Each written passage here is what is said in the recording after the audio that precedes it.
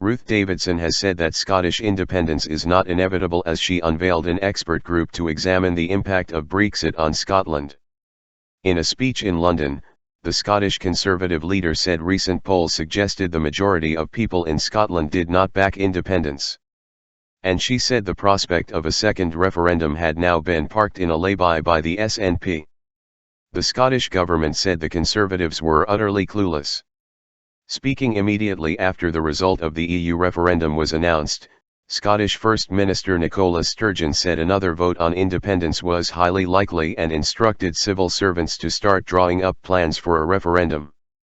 But addressing an audience of foreign diplomats, Ms. Davidson, who backed Remain ahead of the EU referendum, said the shock of the Brexit vote had now started to subside. Referendum fatigue. She said the SNP's strategy had always been to make independence feel inevitable, but insisted that this assumption was wrong and that Scotland was now suffering from referendum fatigue after 2 votes in 3 years. She added, in unsettled times that pose deep and existential questions, nationalism seeks to give easy answers wrapped in a flag. It thrives on chaos, and it is fair to describe that week after the EU vote as chaotic. In the immediate aftermath of the result there was a modest swing in favor of independence, but more recent polls have made it clear that this swing has not been maintained. In other words, we are back to where we were.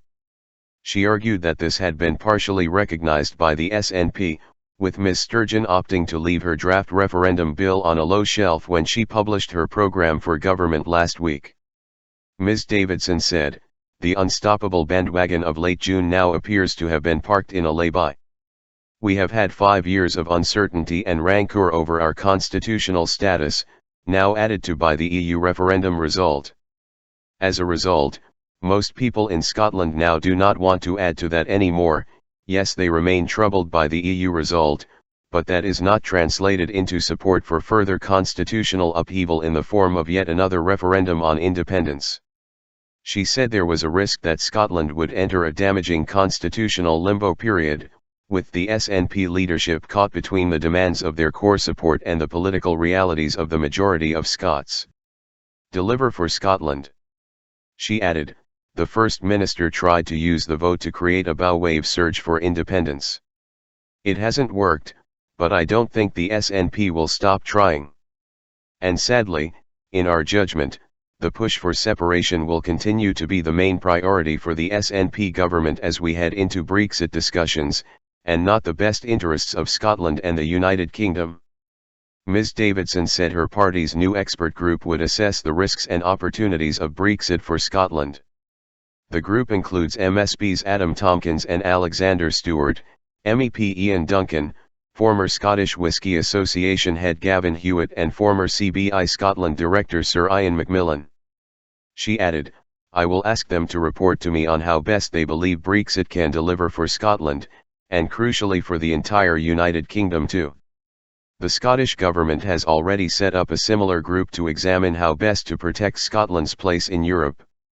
A spokesman for Ms. Sturgeon said evidence was mounting of the potentially huge damage Brexit threatens to jobs, investment and Scotland's economy. He added, it is Ruth Davidson and her Tory colleagues who have created the problem but who also appear utterly clueless about how to fix it. As a start, perhaps Ms. Davidson can answer the simple question that her boss, the Prime Minister, was unable to answer last week: does she believe the UK should continue in the single market, yes or no? A Scottish Labour spokesman said, the Brexit gamble made by the Tories has given the nationalists an excuse to campaign for independence again when what we really need is a renewed focus on jobs, the economy, and public services like our schools and NHS. Both the SNP and the Tories' plans would be economically damaging for Scotland. Parties should be explaining what their plans are beyond the Constitution.